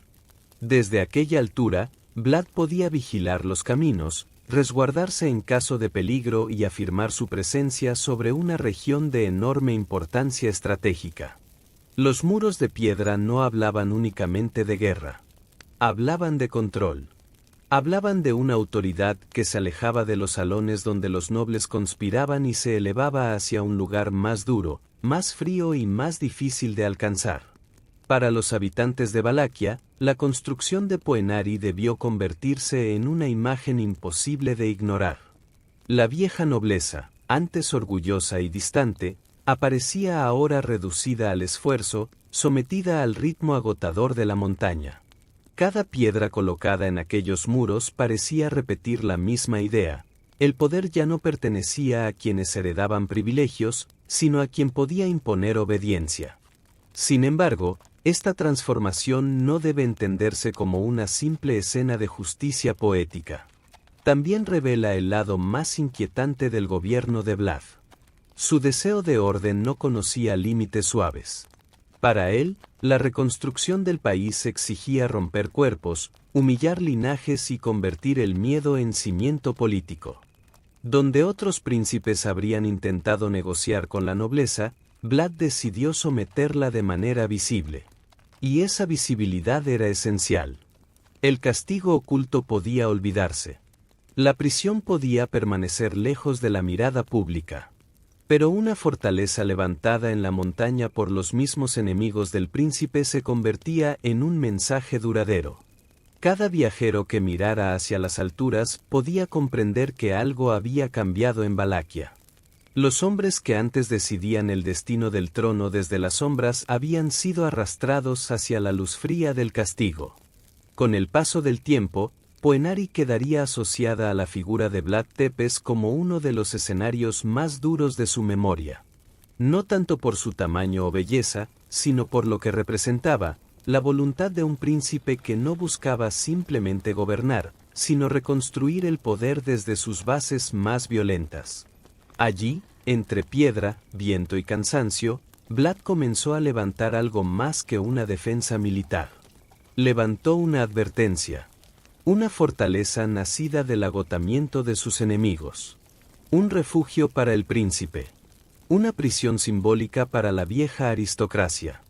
Y mientras los muros crecían sobre la cima, mientras el río Arges continuaba fluyendo bajo la montaña y la niebla cubría lentamente el valle, el nuevo orden de Valaquia tomaba forma. Frío. Vertical. Implacable. Como si el propio paisaje hubiera aprendido a obedecer al hijo del dragón. Con los boyardos sometidos y la fortaleza de Poenari alzándose como una advertencia sobre las montañas, Vlad Tepes dirigió su mirada hacia el resto de Valaquia. Para él, el poder no podía limitarse a castigar a los nobles traidores. Si quería construir un principado capaz de resistir a sus enemigos, debía imponer orden en cada camino, cada mercado, cada aldea y cada rincón de su territorio. La Valaquia que Vlad gobernaba era una tierra marcada por la inseguridad. Los caminos podían ser peligrosos para los viajeros. Los comerciantes temían perder sus mercancías. La corrupción debilitaba la autoridad local. Los ladrones, desertores y conspiradores aprovechaban la fragilidad del Estado para moverse entre las grietas de la ley. En un principado pequeño, rodeado por amenazas enormes, ese desorden no era solo un problema cotidiano. Era una debilidad estratégica. Vlad llegó a una conclusión severa: un país incapaz de obedecer sus propias leyes jamás podría defenderse de un imperio. Por eso, su gobierno comenzó a adquirir una dureza que impresionaría incluso a sus contemporáneos. Las faltas que otros gobernantes habrían castigado con multas, prisión o exilio podían recibir bajo Vlad una sentencia extrema. El robo, la mentira, la traición, la corrupción y la desobediencia eran tratados como síntomas de una enfermedad mayor. Y para arrancar esa enfermedad, el príncipe eligió el instrumento que terminaría unido para siempre a su nombre, la estaca. El empalamiento no fue inventado por Vlad. Era una práctica conocida en distintos contextos medievales, especialmente como castigo ejemplar y forma de intimidación pública. Pero Vlad la convirtió en una señal política de su reinado. No la usó solamente para eliminar enemigos. La usó para hablarle al país entero sin necesidad de pronunciar una palabra. Una estaca levantada en un cruce de caminos decía más que un decreto. Un cuerpo exhibido ante la vista de todos enseñaba más que una ley escrita. El miedo se transformó en lenguaje de gobierno. A diferencia de muchos señores medievales, que reservaban la clemencia para los poderosos y la severidad para los débiles, las crónicas presentan a Vlad como un juez implacable con todos. Rico o pobre, noble o campesino, extranjero o valaco, cualquiera que quebrara el orden podía enfrentarse a la misma consecuencia. Esta idea de justicia igualitaria, aunque envuelta en brutalidad, alimentó una parte importante de su leyenda. Para algunos, Vlad era un monstruo. Para otros, era el único hombre capaz de imponer una paz verdadera en una tierra acostumbrada al abuso. Uno de los relatos más famosos sobre su gobierno habla de una copa de oro colocada junto a una fuente pública. Según la tradición, Vlad habría ordenado dejar aquella copa sin cadenas ni guardias, para que cualquier viajero pudiera beber agua con ella. Día tras día, la copa permanecía allí. Nadie se atrevía a robarla. No porque estuviera protegida por soldados, sino porque todo el reino conocía el precio de desafiar la ley del príncipe. La imagen es poderosa, aunque debe entenderse como parte de una tradición moralizante. Tal vez ocurrió tal como se cuenta. Tal vez fue exagerada por cronistas posteriores para mostrar hasta qué punto el miedo podía transformar la conducta de un pueblo. Pero, verdadera o adornada por el tiempo, la escena resume perfectamente la reputación de Vlad, un gobernante capaz de producir orden absoluto mediante terror absoluto. En Valaquia, se decía que los caminos se volvieron seguros, que los mercaderes podían viajar sin ser asaltados, que las puertas podían quedar abiertas, que la deshonestidad desapareció no por virtud, sino por pánico. Pero todo orden nacido del miedo tiene un precio sombrío.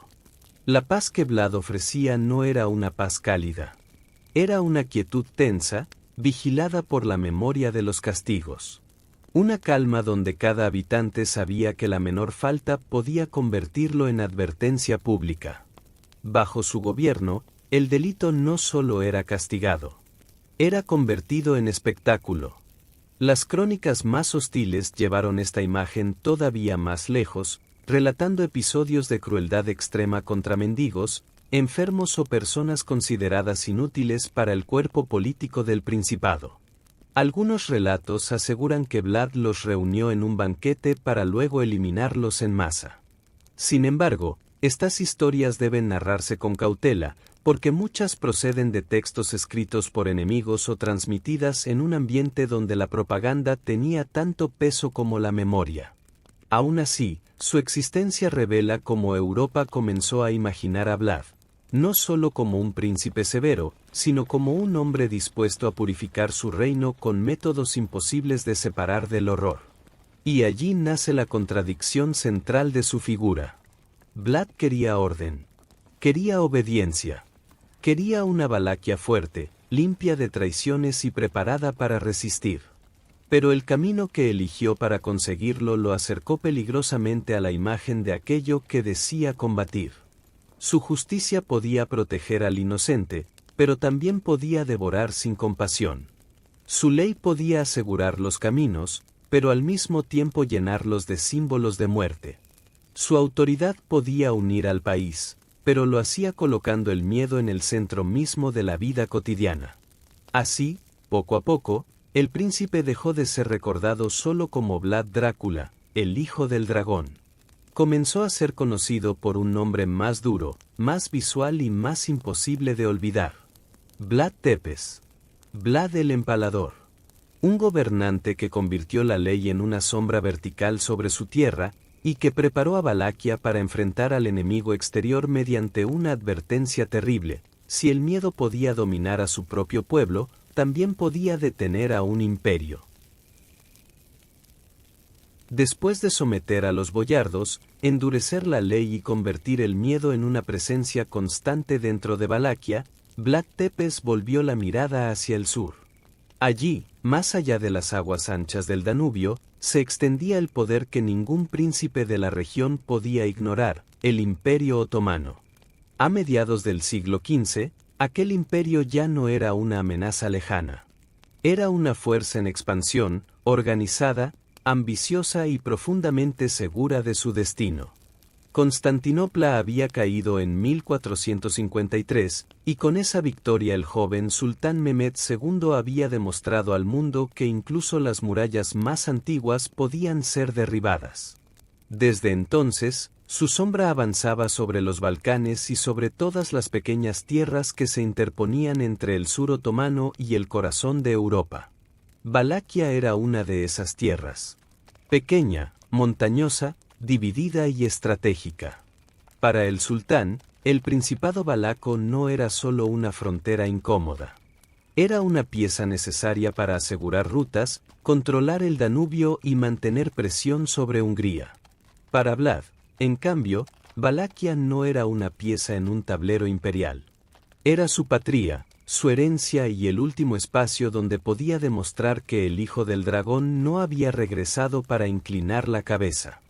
Durante un tiempo, como otros gobernantes valacos antes que él, Vlad había tenido que convivir con la realidad del tributo otomano. En aquella época, pagar tributo no siempre significaba una rendición total, pero sí reconocía una relación de subordinación política. Era una forma de comprar tiempo, evitar una invasión inmediata y conservar cierto margen de gobierno interno.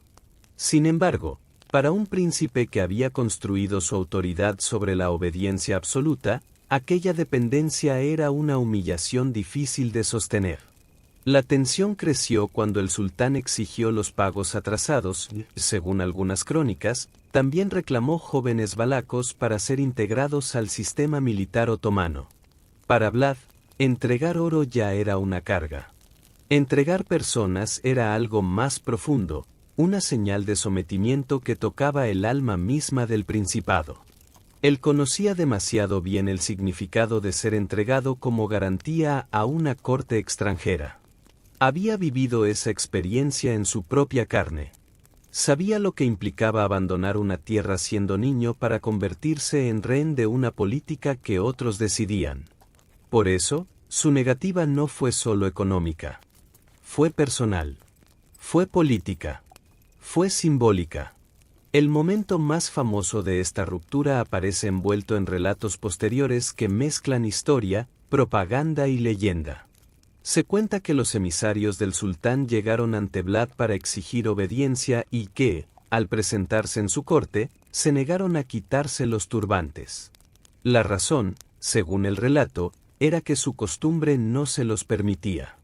Vlad, con una ironía cruel, habría respondido que respetaría aquella costumbre de manera definitiva, ordenando que los turbantes fueran clavados a sus cabezas. La escena es brutal, y precisamente por eso debe ser narrada con cautela. Puede conservar un núcleo histórico o puede haber sido embellecida por cronistas hostiles para acentuar la imagen despiadada del príncipe. Pero, verdadera en cada detalle o deformada por el tiempo, expresa con claridad el mensaje que Europa atribuyó a Vlad: ningún representante del sultán podía entrar en Valaquia esperando obediencia automática. El gesto, real o legendario, equivalía a una declaración de guerra. Vlad sabía lo que estaba haciendo. No insultaba a un señor menor ni provocaba a una potencia debilitada. Desafiaba al conquistador de Constantinopla. Desafiaba a un imperio capaz de reunir ejércitos enormes, mover artillería, cruzar ríos, arrasar campos y reemplazar príncipes incómodos por otros más dóciles. Su principado era pequeño. Sus recursos eran limitados. Sus enemigos internos no habían desaparecido del todo. Y aún así, eligió romper el equilibrio que había mantenido a Valaquia suspendida entre el miedo y la negociación. Esta decisión revela una parte esencial de su carácter. Vlad no era simplemente un hombre cruel que buscaba violencia por impulso. Era un gobernante que entendía el valor psicológico de cada acto. Si cedía al sultán después de haber sometido a sus propios nobles, toda su autoridad interna quedaría debilitada. Si había exigido obediencia absoluta dentro de Valaquia, debía demostrar también que él mismo no obedecería dócilmente a un poder extranjero.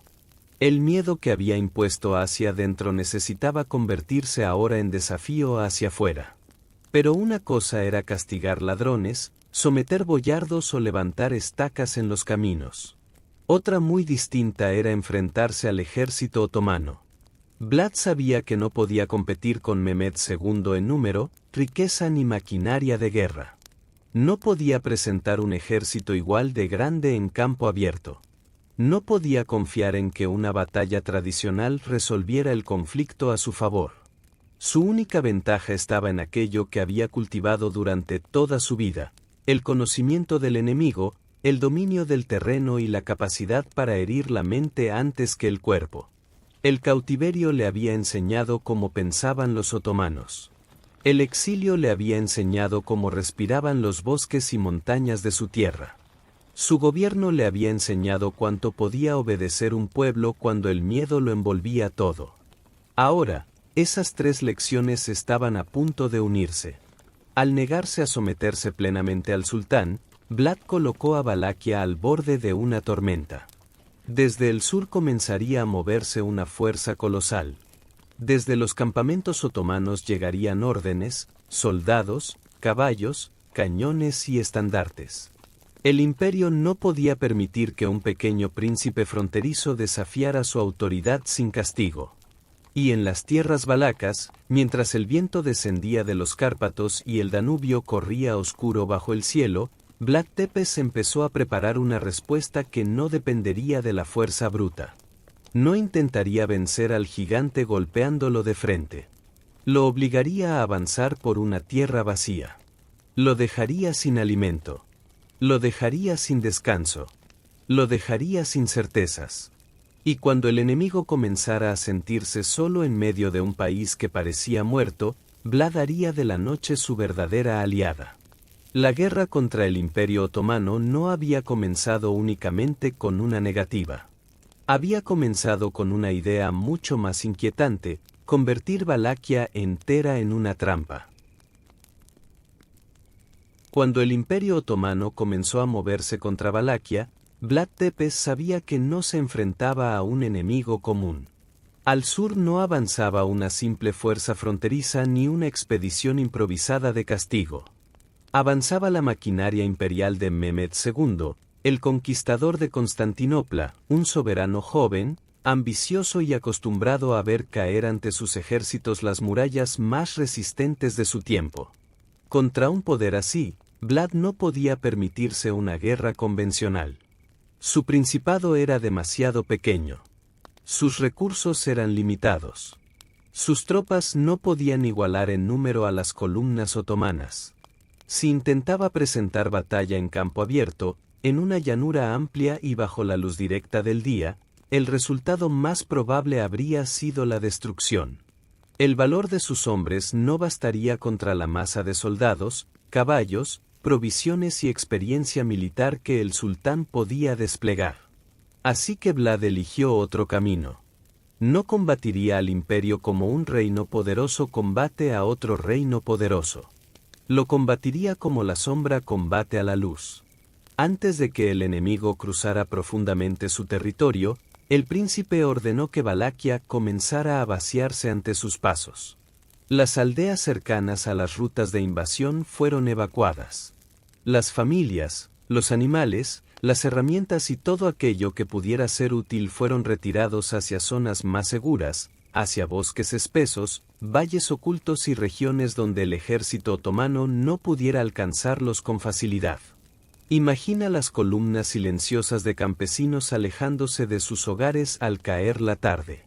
Mujeres cargando niños dormidos contra el pecho. Ancianos avanzando lentamente por senderos de tierra. Rebaños guiados entre árboles oscuros. Carros de madera chirriando bajo el peso de lo poco que podía salvarse. Detrás de ellos quedaban casas cerradas, hornos apagados, pozos vigilados y campos que pronto dejarían de alimentar a nadie. Vlad estaba dispuesto a sacrificar la comodidad de su propio pueblo para impedir que el invasor encontrara sustento. Después vino el fuego. Los cultivos que no podían ser retirados fueron quemados. Los graneros fueron vaciados o destruidos. Las zonas que normalmente habrían ofrecido alimento a un ejército en marcha se transformaron en extensiones de humo, ceniza y tierra inútil. Aquella decisión debió ser dolorosa, incluso para un gobernante tan severo.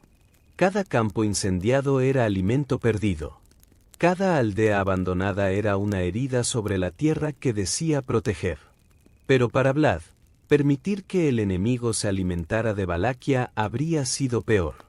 Si el imperio quería avanzar, tendría que hacerlo a través de un país que se negaba a servirle. La estrategia no se detuvo en los campos. Según las crónicas, las fuentes de agua en la ruta de los invasores fueron inutilizadas o contaminadas. Pozos, arroyos y depósitos quedaron convertidos en trampas invisibles. En una campaña militar, el agua puede ser más importante que la espada. Un ejército sediento pierde fuerza, disciplina y ánimo. Los caballos se agotan. Los soldados se enferman. El avance se vuelve lento. Y cada día sin descanso transforma la confianza en irritación y la irritación en miedo. Ese era el terreno donde Vlad quería combatir. No en el choque frontal, sino en el desgaste. Las fuerzas otomanas avanzaban por una tierra que parecía abandonada por la vida. No encontraban mercados abiertos, ni campesinos esperando órdenes, ni provisiones frescas, ni pozos seguros. Solo caminos vacíos, aldeas calladas y humo en el horizonte. El paisaje entero se convertía en una advertencia: Valaquia no sería tomada como una presa fácil. Antes de entregarse, se volvería estéril, oscura e inhóspita. Y entonces llegó la noche. La noche era el verdadero territorio de Vlad. Bajo su amparo, pequeños grupos de jinetes valacos salían de los bosques y atacaban con rapidez los bordes del campamento enemigo. No buscaban una victoria definitiva en cada encuentro. Buscaban cansar, confundir, desorganizar. Atacaban patrullas aisladas, cortaban comunicaciones, eliminaban exploradores y desaparecían antes de que una respuesta organizada pudiera alcanzarlos. Para los soldados otomanos, esa forma de guerra debía resultar profundamente inquietante. Durante el día avanzaban por un país vacío. Durante la noche escuchaban movimientos entre los árboles. Una rama quebrada. Un caballo inquieto. Un grito ahogado en la distancia. Una patrulla que no regresaba. Un cuerpo encontrado al amanecer en un punto donde, horas antes, todo parecía tranquilo. El enemigo estaba en todas partes y en ninguna. Vlad conocía esa tierra con una intimidad que ningún invasor podía igualar. Los bosques no eran obstáculos para sus hombres. Eran refugios. Los pasos montañosos no eran peligros. Eran caminos secretos. La oscuridad no era una amenaza. Era una aliada. Cada elemento del paisaje parecía obedecer a una estrategia silenciosa diseñada para hacer que el ejército más poderoso de la región se sintiera vulnerable. Poco a poco, la campaña dejó de ser una marcha de conquista y comenzó a parecer una pesadilla lenta. El hambre debilitaba el cuerpo. La sed quebraba la paciencia. La enfermedad rondaba los campamentos. La incertidumbre erosionaba la mente. Y el miedo, ese instrumento que Vlad había usado primero contra ladrones, boyardos y traidores, comenzaba ahora a extenderse entre los soldados de un imperio. Esa fue la verdadera genialidad oscura de su guerra. Vlad comprendió que no necesitaba destruir al ejército otomano en una sola batalla. Bastaba con quitarle confianza. Bastaba con obligarlo a avanzar sin descanso por una tierra muerta.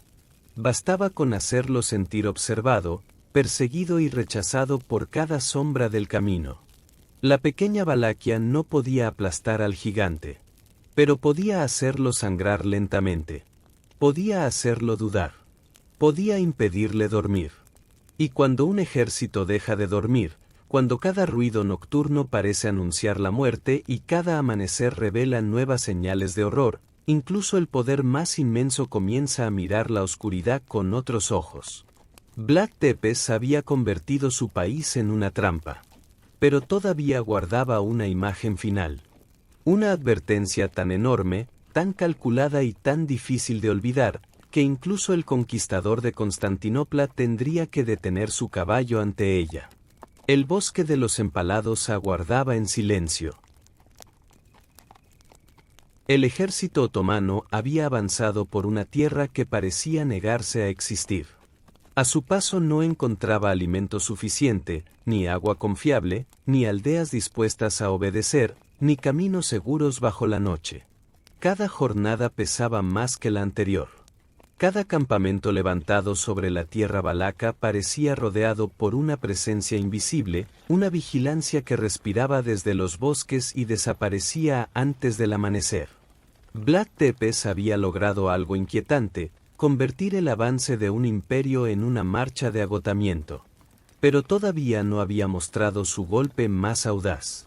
En junio de 1462, cuando las fuerzas de Mehmed II se acercaban al corazón de Valaquia, Vlad decidió atacar no el cuerpo del ejército, sino su centro psicológico. Su objetivo era el propio sultán. Si lograba eliminar al conquistador de Constantinopla en medio de la oscuridad, el inmenso ejército otomano podía quedar sumido en el caos, privado de dirección y obligado a retirarse. La noche fue elegida como campo de batalla. Imagina el campamento otomano extendido sobre la llanura, inmenso, cansado y cubierto por miles de pequeñas luces. Las hogueras arden lentamente. Las tiendas se elevan como sombras de tela sobre la tierra húmeda. Los caballos descansan atados en largas filas. Los soldados, rendidos por semanas de hambre, sed y tensión, intentan dormir bajo un cielo sin consuelo.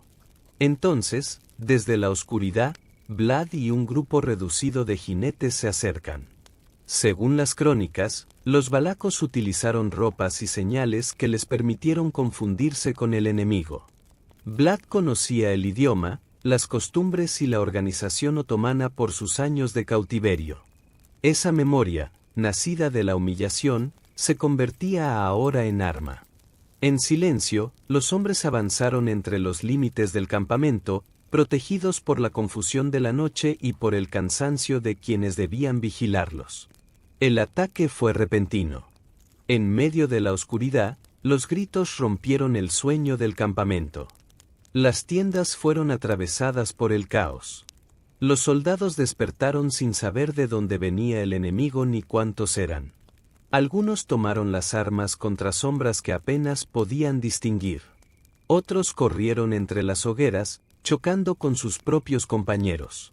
Durante unos instantes, el ejército imperial dejó de ser una maquinaria ordenada y se convirtió en una multitud desorientada, atrapada entre el miedo, el fuego y la noche. Vlad no logró alcanzar al sultán. El golpe principal falló su objetivo definitivo. Mehmed sobrevivió. El ejército no se derrumbó por completo. Pero el ataque consiguió algo de enorme valor psicológico, demostró que ni siquiera el centro del poder otomano estaba a salvo en Valaquia. Si el sultán podía ser buscado en su propia tienda, bajo la protección de miles de soldados, entonces ningún hombre del campamento podía dormir con verdadera tranquilidad. Después del ataque, Vlad desapareció nuevamente en los bosques. No se quedó a celebrar. No esperó una batalla abierta. Volvió a convertirse en sombra. Al amanecer, el ejército otomano recuperó parte de su orden y continuó avanzando. Mehmed seguía decidido a castigar al príncipe rebelde. Pero lo que encontró más adelante no fue una ciudad rendida ni un enemigo esperando tras murallas. Lo que encontró fue una imagen destinada a permanecer en la memoria del mundo. El bosque de los empalados. Las crónicas hablan de una extensión enorme cubierta por estacas. Algunas mencionan miles de cuerpos. Otras elevan la cifra hasta decenas de miles, quizá como exageración nacida del espanto o de la propaganda. Pero más allá del número exacto, el mensaje era claro. Vlad había preparado una escena de terror calculado, una advertencia monumental colocada en el camino del ejército invasor. Imagina la niebla de la mañana levantándose lentamente sobre el valle. Primero aparecen formas oscuras. Luego líneas verticales. Después, una multitud inmóvil. No eran árboles. Eran estacas. Un bosque fabricado por la mano del hombre, donde la madera sustituía a la vida y el silencio pesaba más que cualquier grito. El viento descendía desde las montañas y pasaba entre aquella visión con un murmullo bajo, como si la propia tierra hubiera aprendido a hablar en el lenguaje del miedo. Para Mehmed, conquistador de Constantinopla, aquella escena debió tener una fuerza difícil de describir. No era solo brutalidad. Era una obra de guerra psicológica. Vlad no estaba diciendo simplemente que podía matar. Estaba diciendo que podía convertir el castigo en paisaje, que podía llenar un valle entero con una advertencia, que estaba dispuesto a defender Valaquia mediante métodos que ningún invasor podría ignorar. En aquel momento, la guerra dejó de medirse únicamente en soldados, armas y provisiones. Se midió en voluntad. Y Vlad mostró una voluntad imposible de domesticar. La tradición afirma que el propio sultán quedó profundamente impresionado ante aquella visión. Si las palabras atribuidas a él fueron pronunciadas exactamente como las conservan los relatos, es algo que la historia no puede asegurar por completo. Pero el efecto general parece claro: el avance otomano perdió fuerza. Después de semanas de desgaste, hambre, ataques nocturnos y horror psicológico, la campaña comenzó a inclinarse hacia la retirada. Valaquia no había derrotado al imperio en una gran batalla convencional. No había aplastado sus ejércitos en campo abierto. No había destruido al sultán. Pero había conseguido algo casi igual de poderoso: hacer que el gigante dudara. Y esa duda fue la victoria más oscura de Vlad Tepes. El bosque de los empalados consolidó para siempre su reputación. Para sus enemigos, fue la prueba definitiva de su monstruosidad. Para algunos de sus compatriotas, fue la señal terrible de que su príncipe era capaz de cualquier cosa con tal de impedir la dominación extranjera. Para la posteridad, fue la imagen que uniría su nombre a una forma de miedo casi sobrenatural. Desde ese valle silencioso, Vlad Tepes dejó de ser solo un gobernante brutal de frontera. Se convirtió en una leyenda. Una figura suspendida entre la resistencia y el horror. Entre la defensa de una patria pequeña y la creación de un terror tan profundo que los siglos jamás lograron borrarlo. La retirada del ejército otomano no significó el inicio de una paz duradera para Vlad Tepes. Había logrado herir el orgullo de un imperio y defender su tierra mediante una combinación feroz de estrategia, desgaste y terror. Pero la misma dureza que lo volvió temible ante sus enemigos también lo dejó rodeado de un silencio peligroso. En Valaquia, No todos podían soportar durante mucho tiempo el peso de un gobierno construido sobre el miedo. El gran enemigo del príncipe no desapareció con la retirada de Mehmed II. Solo cambió de forma. El sultán comprendió que someter por la fuerza a aquella tierra podía resultar costoso, incierto y desgastante. Así que recurrió a un método mucho más antiguo y eficaz: utilizar las divisiones internas de Valaquia. En vez de insistir únicamente con espadas y columnas de soldados, permitió que la política hiciera su trabajo. Y en el centro de esa nueva maniobra apareció una figura que convertía la herida en algo todavía más íntimo. Radu, el hermano menor de Vlad. El mismo niño que había compartido con él los años de cautiverio en la corte otomana, el hermano que se había adaptado con mayor facilidad al mundo del sultán, regresaba ahora no como compañero de sangre, sino como instrumento político de una potencia extranjera.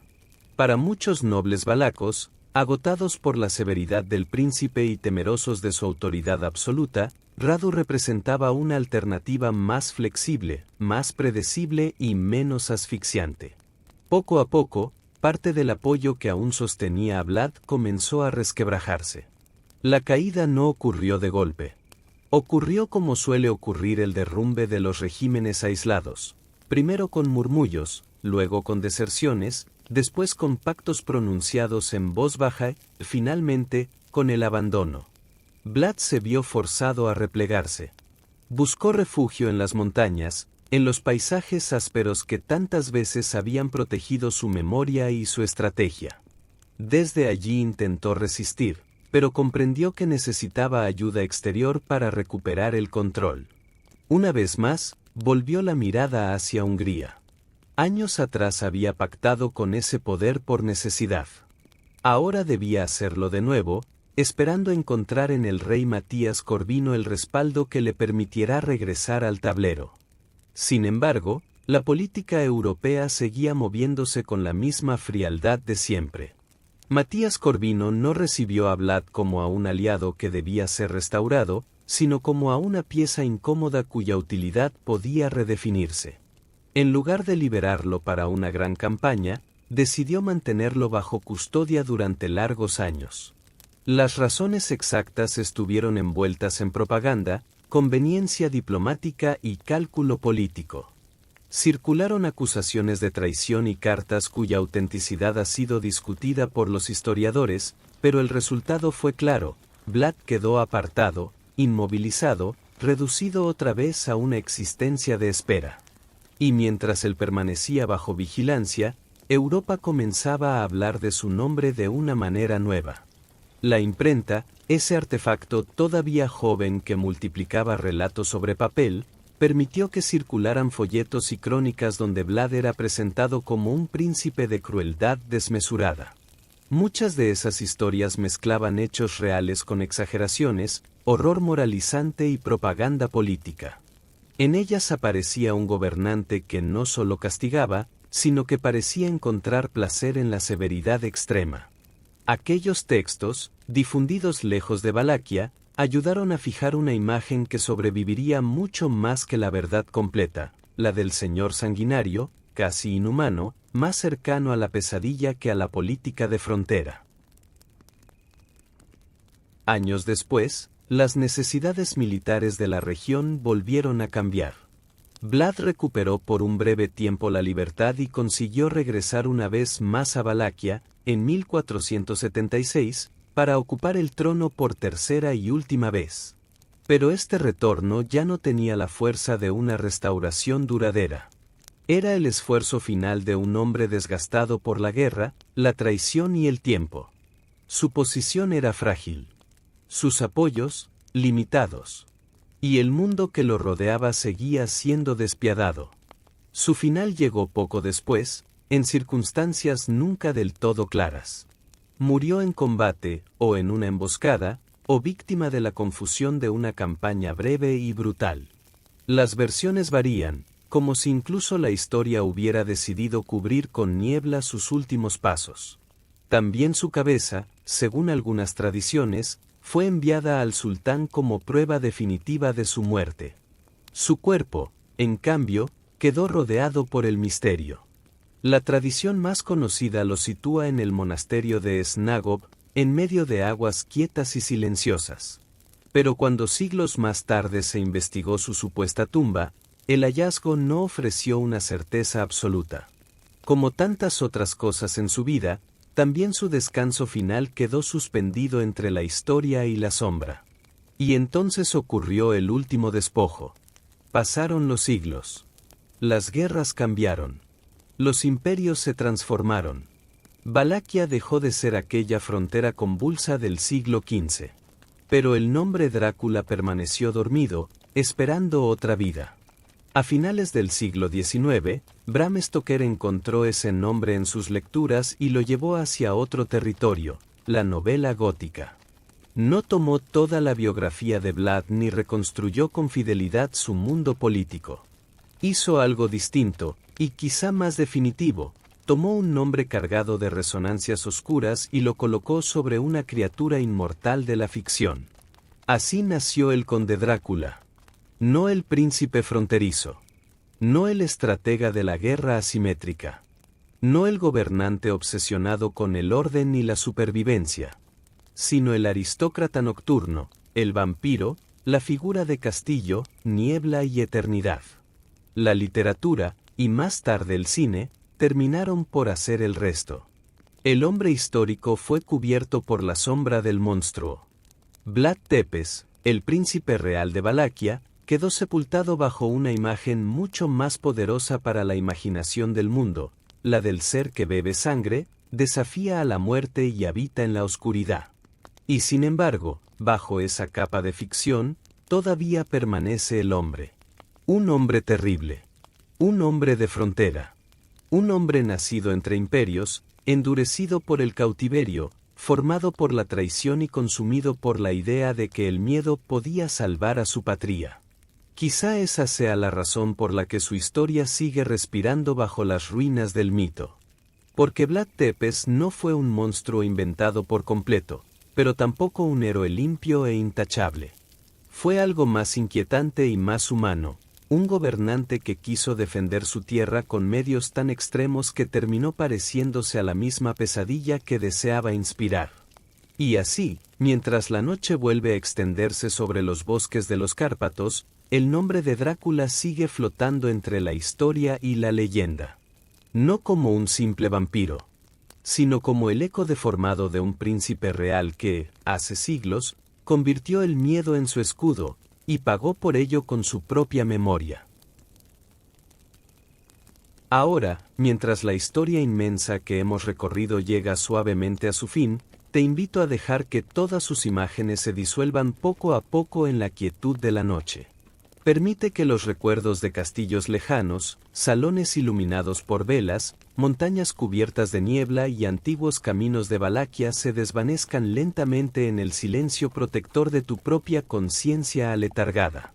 Deja que la figura de Vlad Tepes, el príncipe de frontera, el hijo del dragón, se aleje también entre los árboles oscuros de los Cárpatos, hasta convertirse solo en una sombra distante, perdida entre la historia y la leyenda. Imagina con los ojos cerrados un bosque nocturno completamente sereno. La niebla descansa entre los troncos, el viento apenas mueve las ramas y, a lo lejos, un río oscuro fluye con una calma profunda e interminable. Cada pensamiento que aún permanezca en tu mente puede seguir ese río, alejándose sin prisa, llevado por la corriente suave hacia un lugar donde ya no existe tensión, ni miedo, ni memoria pesada. Respira lentamente. Siente cómo el cuerpo se vuelve más ligero. Siente cómo la noche te cubre con su manto oscuro y tranquilo, no como una sombra amenazante, sino como un refugio cálido, silencioso y seguro. Todo lo que hemos visto queda atrás: los imperios, las traiciones, las fortalezas, los nombres antiguos y las leyendas que sobrevivieron al paso de los siglos. Ahora solo queda este instante. Solo queda tu respiración. Solo queda la paz profunda de saber que no necesitas hacer nada más. Deja que la niebla de los Cárpatos borre suavemente los últimos pensamientos del día. Deja que el murmullo lejano del bosque te envuelva con calma.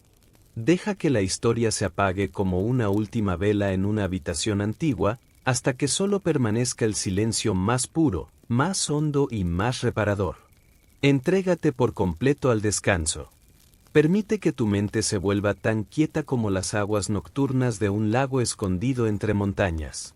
Permite que tu cuerpo repose sin esfuerzo, protegido por la oscuridad serena de esta noche. Que todo peso se disuelva. Que toda inquietud se aleje. Que el sueño llegue a ti con delicadeza, como una bruma suave descendiendo sobre los bosques antiguos. Que pases buena noche, y hasta nuestra próxima travesía nocturna.